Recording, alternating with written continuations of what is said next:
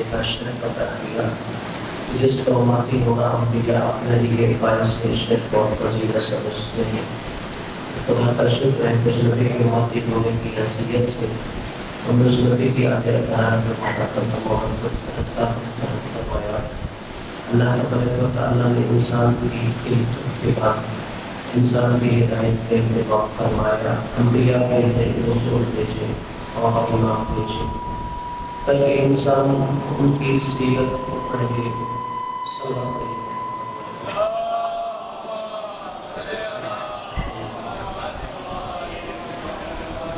تاکہ انسان اپنی زندگی گزارنے کے لیے ان کی سیرت کو پڑھے، دیکھے اور ان کی نقش قدم پر چلے۔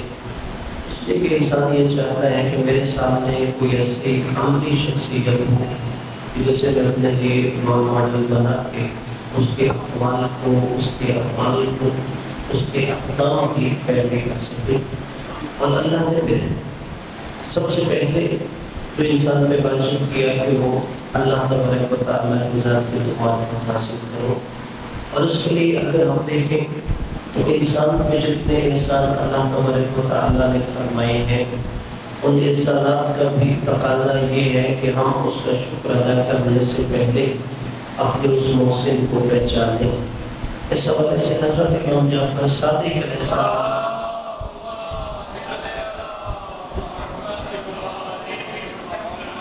تو ایک صحابی ہے جس کا نام مفضل ہے، کہ مفضل نے امام سے ایک سوال کیا تھا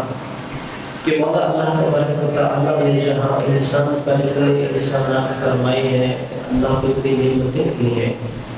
وہیں پر اللہ نے انسان پر عقل کی نعمت دی ہے،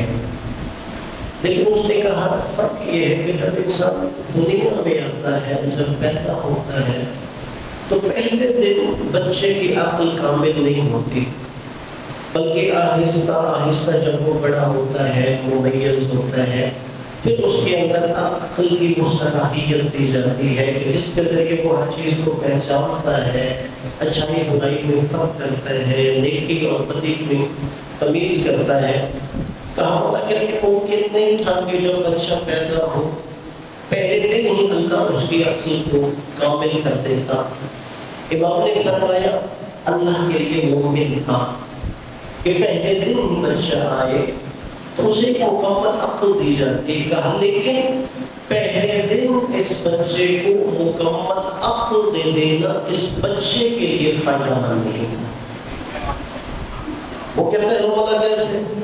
کہ بچے کو پہلے دن ہی مکمل عقل دی جاتی تو اس کے لیے فائدہ مند نہیں تھا۔ امام نے کہا وہ جو بچے سے ماں باپ محبت کرتے ہیں، گرد و نواح کے لوگ محبت کرتے ہیں، وہ اس کی معصومیت کی وجہ سے کرتے ہیں۔ اگر بچے کے اندر مکمل عقل دے دی جاتی تو بچے کے اندر وہ معصومیت نہ ہوتی کہ جس کی وجہ سے ماں باپ اپنی شفقت کے ساتھ اس کی جانب پڑھتے ہیں۔ اور امام نے کہا تو اس کی وجہ اگر پہلے دن ہی بچے کو مکمل عقل دی جاتی تو بچہ ان تمام چیزوں کو محسوس کر رہا ہوتا کہ جب اسے رفع حاجت ہے تو کوئی اور اس کی مدد کر رہا ہے، جب اسے غذا کی ضرورت ہے کوئی اور مدد کر رہا ہے، اگر یہاں تک کہ اسے نہلانا ہے، غسل دینا ہے، کوئی اور مدد کر رہا ہے۔ امام فرماتے ہیں جو کہ بچے کی تو عقل کامل تھی،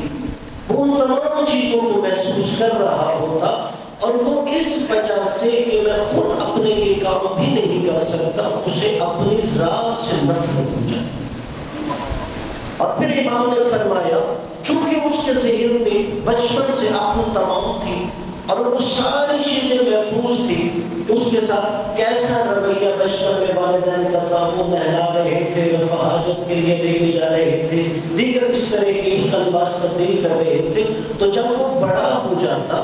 اسے اپنے ماں باپ سے بھی نفرت ہو جاتی جو بچپن میں اس کے ساتھ ہوتا رہا، اس لیے وہ اپنے ماں باپ کو چھوڑ کر ان سے کہیں دوری اختیار کر لیتا۔ تو امام نے فرمایا اللہ کا جو کرم ہے وہ یہی ہے کہ بچپن سے ہی، پہلے دن سے ہی بچے کی عقل کامل نہیں ہونی چاہیے۔ جب آہستہ آہستہ وہ عمر کے مختلف مدارج طے کرتا ہے، پھر اللہ اسے ممیز کرتا ہے، اس کے اندر اچھائی برائی میں فرق پیدا ہو جانے کی صلاحیت ہے، نیکی اور بدی میں تمیز کرنے کی صلاحیت ہے، اور یہی اللہ تبارک و تعالیٰ انسان پر ایک کرم ہے، اور اس کرم کا ہم جتنا شکر ادا کریں کم ہے۔ دعا ہے کہ اللہ تبارک و تعالیٰ ہمیں اپنی ذات کی معرفت نصیب فرمائے، ہمارے گناہوں کو معاف فرمائے، اپنے گناہوں کی بخشش کے لیے، مرحومین کے بلندی درجات کے لیے، دعاؤں کی قبولیت کے لیے بلند پھر سے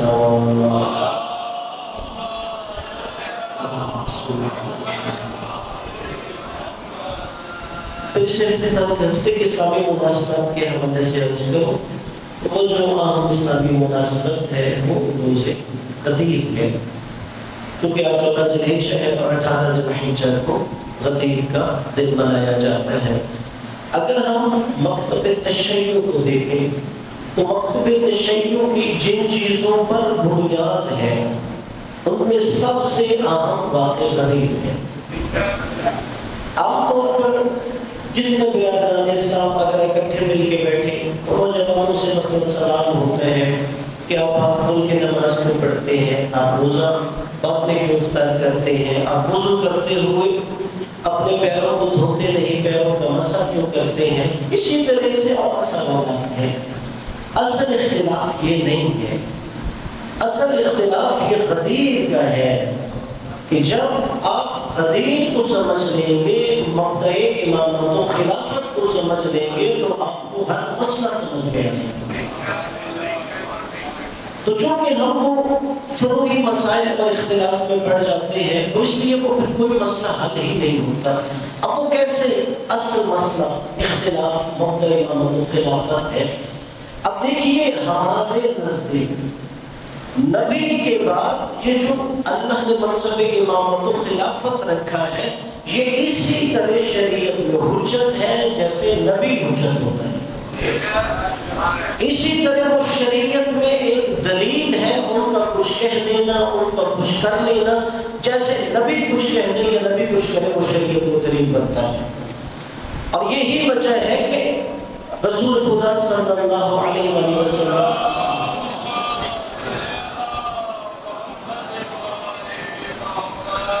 جو خطبہ غدیر ارشاد فرمایا،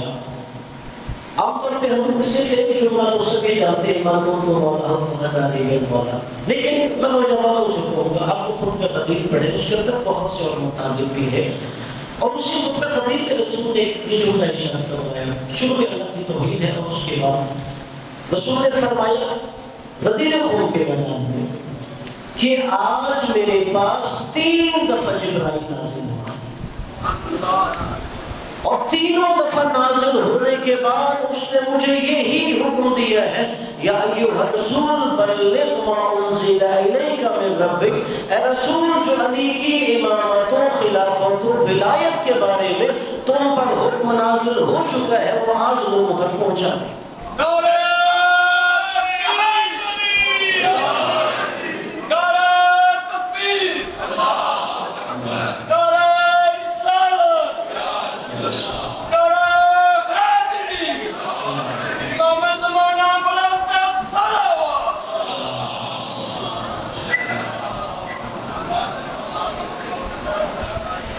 یعنی ایک تو آیت کا انداز دیکھیں، آیت کے اندر 3 چیزیں ہیں۔ پہلا یا ایھا الرسول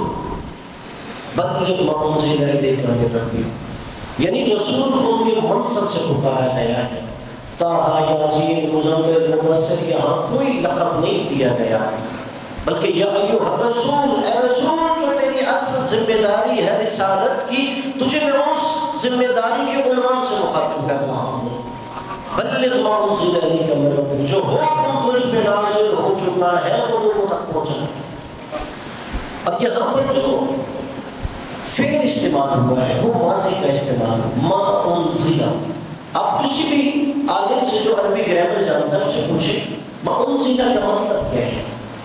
یہ مطلب نہیں ہے جو ابھی میں حکم نازل کر رہا ہوں، نہیں، ولایت کا حکم پہلے سے تجھ پہ نازل ہو چکا ہے، مگر تجھے روکا ہوا تھا، حالات اس قابل ہو جائے پھر یہ حکم پہنچانا ہے۔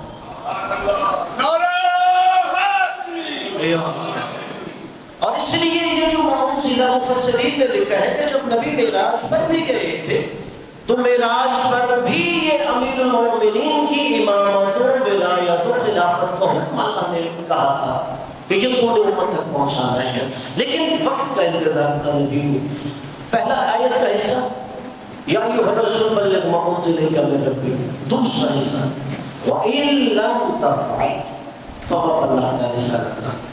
اب یہاں پہ انداز بدل گیا، اگر تو نے یہ کام نہ کیا تو تو نے گویا میری رسالت کی ذمہ داری ادا نہیں کی۔ یعنی آیت کا انداز بتا رہا ہے کہ جو اللہ تبارک و تعالی رسول کو اتنے القابات سے پکارا کرتا تھا کہ تو رحمت للعالمین ہے، تو خود کی عظیم بے فائز ہے، مگر اس آیت کا دوسرا انداز ہے وَإِن لَمْ تَفْعَلْ فَمَا بَلَّغْتَ رِسَالَتَهُ۔ اب اگر تو نے 23 سال نبی پہلے 3 سال پہنچا چکے ہیں، اگر صرف ایک یہ کام نہیں کیا تو تو نے رسالت کا کام نہیں کیا۔ پھر آیت کا جو تیسرا حصہ وَاللَّهُ يَعْصِمُكَ مِنَ النَّاسِ، نبی تجھے اگر اس چیز کا خدشہ ہے، یہ حکم پہنچایا گیا تو لوگ شاید بغاوت کریں، شاید لوگ تیری نبوت کے بارے میں شک کریں، شاید رسول تجھے یہ خدشہ ہے کہ منافقین اس کے خلاف مزاحمت کریں۔ اللہ نے کہا کہ میں تجھ سے وعدہ کرتا ہوں وَاللَّهُ يَعْصِمُكَ مِنَ النَّاسِ، اللہ تجھے لوگوں کے شر سے محفوظ رکھے۔ تو اس لیے جب بھی اس آیت میں کسی کو آپ نے دعوت فکر دینی ہو، انہیں کہیں اسی آیت کو 3 حصوں میں پڑھ کے دیکھیں تو پھر اس آیت کی اہمیت کا پتہ چلے گا۔ اب وہاں پہ نبی نے غدیر خم کے میدان میں، غدیر تالاب کو کہتے ہیں، اب وہ جو جحفہ کے مقام پر جو یہاں پہ حاجی موجود ہے، جحفہ کے قریب ایک وادی تھی جسے غدیر خم کہتے ہیں، اب وہاں پہ ایک چوراہا تھا، لوگوں کے راستے الگ ہوتے تھے، عراق والے ہو جاتے ہیں، یمن والے الگ ہو جاتے تھے، شام والے الگ ہو جاتے تھے، اسی طرح مدینہ والے الگ ہو جاتے تھے۔ جب وہاں پہ پہنچے تو رسول خدا اس سے پہلے 3 دفعہ جبرائیل نے بار بار اللہ کی طرف سے تاکید کی کہ آج اعلان ولایت علی کرنا۔ تو پھر غدیر خم کا انتخاب کیا گیا، 2 وجہ سے اس جگہ کا انتخاب کیا۔ ایک تو وہ چوراہا تھا کہ اس چوراہے پر سارے حاجیوں کو جمع کیا جائے گا، اور دوسری وجہ یہ ہے کہ وہ ایک وادی تھی، اب اس وادی میں آواز گونجتی تھی۔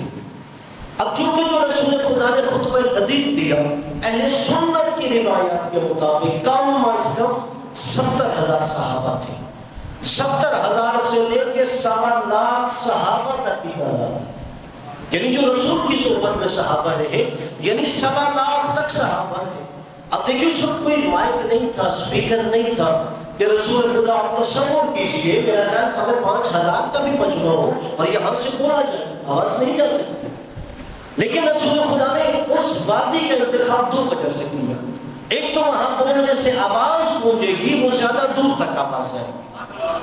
لیکن اس کے باوجود پھر رسول خدا نے جب خطبہ ارشاد فرمایا تو روایت اور حدیث کی کتابوں کے مطابق 3 سے 4 گھنٹے تک وہ خطبہ دیا، لیکن اگر وہ خطبہ پڑھے، وہ خطبہ دینے پہ 3-4 گھنٹے نہیں لگتے، تو پھر کیسے رسول 3-4 گھنٹے خطبہ دیتے ہیں؟ اس کے لیے رسول خدا نے یہ اہتمام کیا تھا، اگر رسول خدا خود منبر پر تشریف فرما تھے تو تھوڑے فاصلے پر رسول نے ایک صحابی کو کھڑا کیا، پھر تھوڑے فاصلے پہ ایک صحابی کو کھڑا کیا، پھر تھوڑے فاصلے پہ ایک صحابی کو کھڑا کیا، یہاں تک کہ سارے غدیر کے میدان میں رسول خدا نے اس طرح اپنے صحابہ کو پھیلایا ہوا تھا۔ رسول خدا ایک جملہ کہتے تھے، پھر وہی صحابی دہراتا تھا، پھر آگے والا صحابی دہراتا تھا، پھر آگے والا صحابی دہراتا تھا، یہاں تک کہ رسول خدا اتمام حجت کر رہے تھے کہ اس مجمع میں کوئی ایک شخص بھی ایسا نہ ہو یا رسول خدا شور کی وجہ سے، ہجوم کی وجہ سے میں تو آپ کا پیغام سن نہیں سکا۔ رسول خدا بلند تر صلوات۔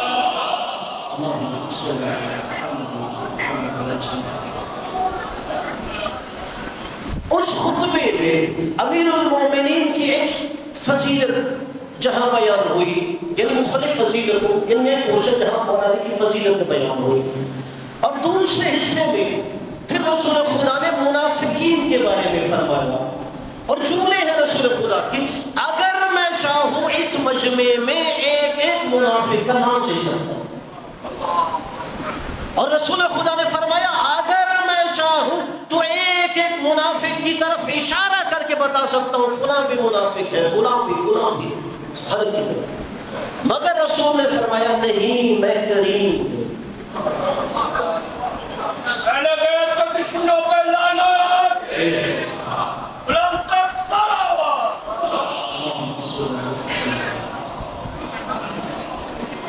رسول نے فرمایا میری شرافت اور میرا کرم اس بات کی اجازت نہیں دیتا کہ میں منافقوں کو بھی تمہاری نظروں میں رسوا کروں،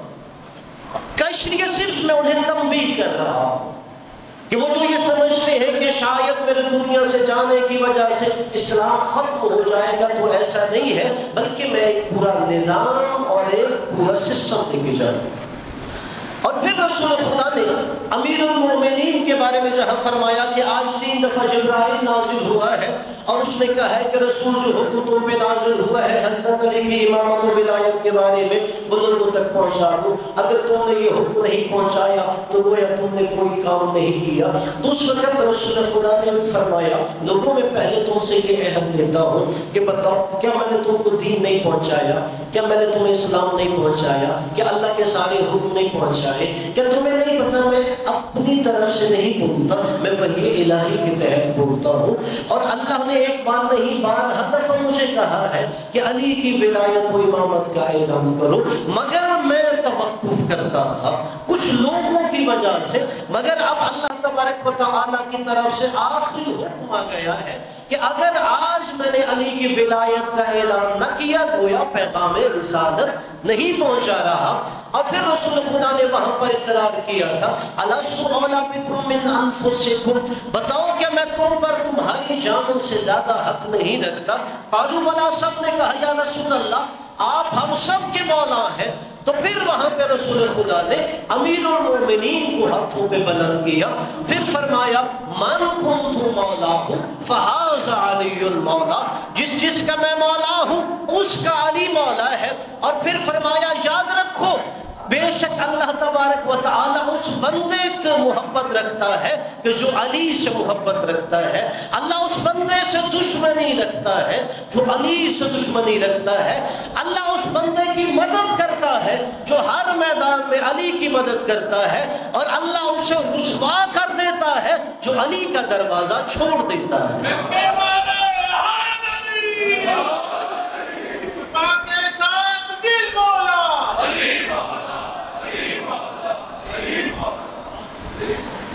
اور پھر امیر المومنین کی ولایت کے بعد رسول خدا نے باقی ائمہ کا تذکرہ کیا کہ علی کے بعد علی کا بیٹا حسن امام ہے، پھر حسین امام ہے، اور قیامت تک یہ نسل امامت اسی ذریت میں جاری و ساری ہے۔ یعنی نبی نے صرف مولا علی کی امامت میں خطبہ غدیر میں نہیں اعلان فرمایا تھا، بلکہ 12 اماموں کی امامت کا اعلان کیا۔ اور پھر خطبہ غدیر کا ایک پورشن ہے جس میں رسول خدا نے امام زمانہ کا تذکرہ کیا کہ آپ نے وہاں پہ امام زمانہ کے مختلف فضائل بیان کرنے کے بعد فرمایا کہ اگر ہمارا حق چھین لیا جائے گا، اگر ہمارا حق غصب کر لیا جائے گا تو میرا بیٹا مہدی آئے گا اور وہ حق ظالموں سے واپس لے گا۔ امام زمانہ بلند صلوات۔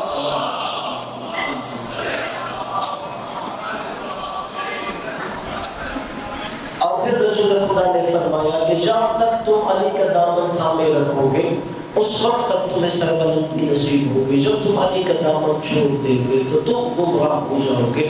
اور پھر رسول خدا صلی اللہ علیہ وآلہ وسلم نے فرمایا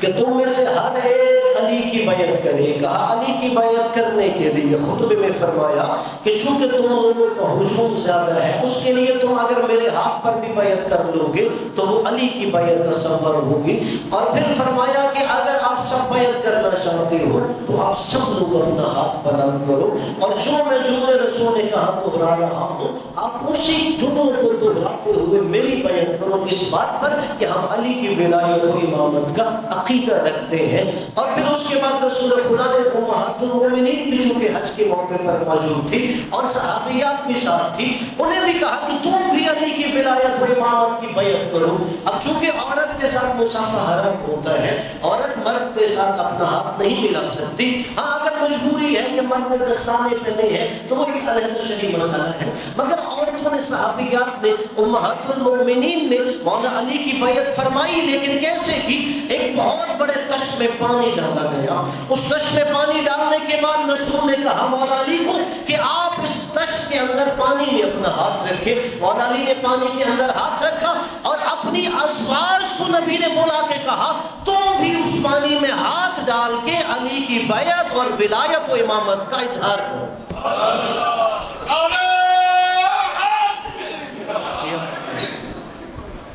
تو لہٰذا رسول خدا نے یہاں پر اسلام کا ایک پورا نظام دیا، اور اس لیے مولا علی کی ولایت کے بعد وہاں پہ رسول خدا نے فرمایا تم نے علی کو اس عنوان سے مبارکباد دینی ہے اور اس عنوان سے سلام پیش کرنا ہے کہ علی مومنوں کا امیر ہے۔ اور سب سے پہلے وہیں پر امیر المومنین کو یہ کہہ کے سلام کیا گیا السلام علیکہ یا امیر المومنین۔ اور اسی لیے دوسرے امام سے بھی روایت ہے، امام حسن علیہ السلام، اور چھٹے امام سے بھی روایت ہے کہ اس نے جب امام کو امیر المومنین کہہ کے سلام کیا، یعنی دوسرے امام اور چھٹے امام کو مولا کی چاہنے والے نے امیر المومنین کہہ کے سلام کیا، تو امام نے اسے روک دیا۔ امام ne کہا یہ امیر المومنین صرف ہمارے جد علی کو کہا جا سکتا ہے۔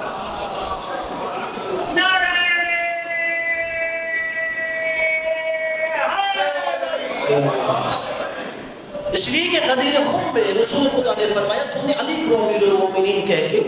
سلام کرنا ہے۔ اور پھر اب اس حدیث کو سارے مسلمان مانتے ہیں کہ من قلت مولا فہذا علی بن مولا، نبی نے فرمایا تھا۔ چونکہ یہ حدیث متواتر ہے، حدیث متواتر اسے کہتے ہیں اتنے زیادہ لوگوں نے یہ خبر دی ہے کہ اتنے زیادہ لوگ جھوٹ نہیں بول سکتے۔ ایک دفعہ ہے کہ مثلا ایک بندے نے ہمیں آ کے خبر دی کہ نار روڈ پہ ایکسیڈنٹ ہو گیا، اور ذہن میں آ سکتا ہے جھوٹ بولتا ہوں، لیکن ایک بندے نے بھی، دوسرے نے بھی، تیسرے نے بھی، یہاں پہ ہمیں 500 بندوں نے یہی خبر دی، اب ہمیں یقین ہو جائے گا اتنے بندے جھوٹ نہیں بول سکتے۔ تو حدیث متواتر بھی اسے کہتے ہیں کہ ہر طبقے میں اتنے زیادہ لوگوں نے روایت کی ہے کہ اتنے صحابی، اتنے تابعی، اتنے تبع تابعی تو جھوٹ نہیں بول سکتے، اس لیے سارے مسلمان حدیث غدیر کو مانتے ہیں۔ لیکن وہ پھر وہاں پہ کہتے ہیں یہاں مولا کا مانا امام نہیں ہے، ولی نہیں ہے، خلیفہ نہیں ہے، جہاں مولا کا مانا تو دوست، کہ رسول یہ کہہ رہے تھے کہ تم علی سے دوستی رکھو۔ صرف یہاں پہ آگے ایک جملہ کہہ کے پڑھوں گا، اچھا رسول مسلمان مردوں کے تو دوستی کے معنی میں ٹھیک ہے، تو عورتوں کی دوستی میں کس معنی میں؟ یعنی عقل یہ معنی قبول نہیں کرتی، اس لیے کہ تمام مومن اور مومنوں کے علی مولا تھے، تو وہاں پہ مومنہ کے اگر علی مولا ہے تو کیا معنی ہے؟ سب سے پہلا جو مولا علی کے اعلان غدیر کے بعد قصیدہ پڑھا تھا وہ صحابی رسول حسان بن ثابت نے پڑھا تھا،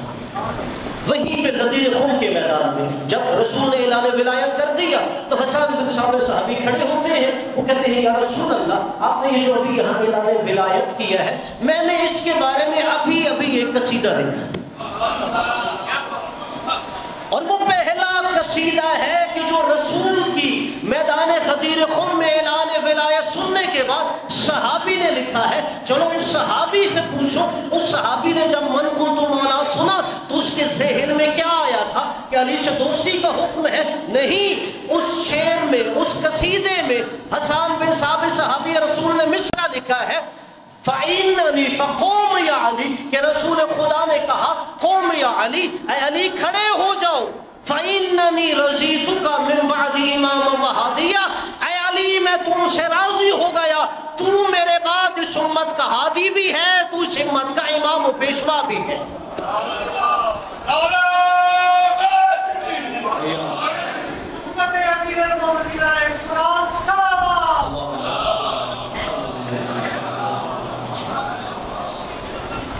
تو لہٰذا وہاں پر پہلا قصیدہ جو صحابی حسان بن ثابت نے لکھا اس میں بھی مولا کا معنی امام لیا ہے،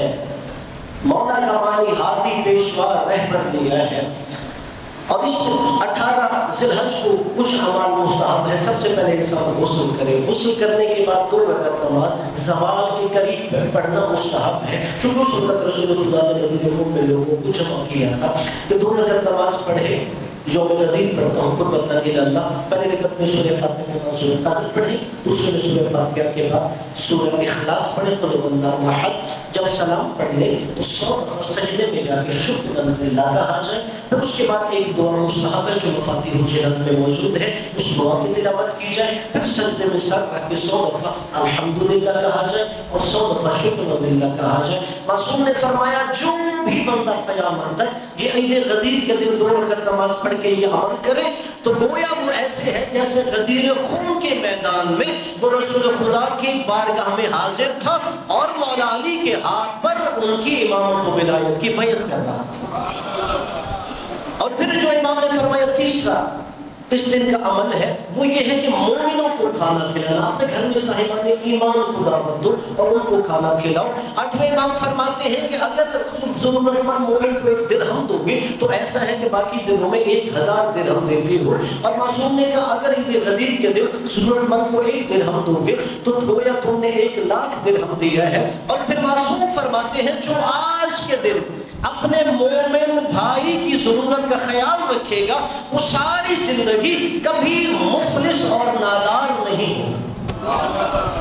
اور پھر اس دن دعائے نطبہ پڑھنا مستحب ہے۔ دعائے نطبہ پڑھنے کے بعد پھر اس دن مولا علی علیہ السلام کی زیارت امین ہوتا ہے وہ پڑھنا مستحب ہے۔ تو ہے مالک کائنات ہمیں امیر المومنین کی ولایت کے دنیا اور میں ثابت قدم فرمائے۔ بسم اللہ الرحمن الرحیم انا اعطیناک الکوثر فصل لربک وانحر ان شانئک هو الابتر۔